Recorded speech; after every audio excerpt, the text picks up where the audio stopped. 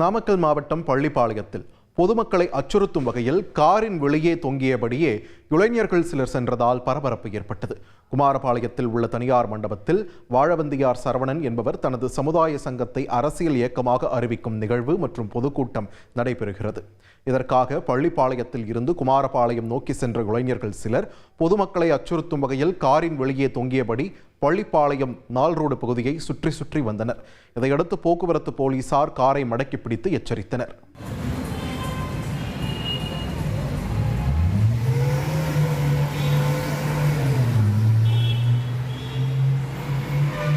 சின்ன பையன் வந்து அடிவிட்ட கைகள் ஒடிஞ்சா யாருமே பார்க்குறீங்க. என்ஃபோர்ஸ்மெண்ட் பண்ணுறது எல்லாமே பண்ணுங்க, தப்பு கிடையாதுங்க. வண்டியில் போகிறது இந்த மாதிரி போகிறத பார்த்துட்டு இருக்கிறது கிடையாது. நீங்கள் இது பெரிய தானே.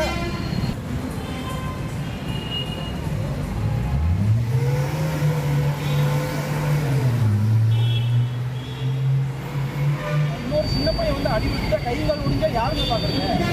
என்ஃபோர்ஸ்மெண்ட் பண்ணுறது பண்ணுங்க, தப்பு கிடையாதுங்க. வண்டியில் போகிறது இந்த மாதிரி போகிறத பார்த்துட்டு இருக்கிறது கிடையாது. இது பெரிய தானே.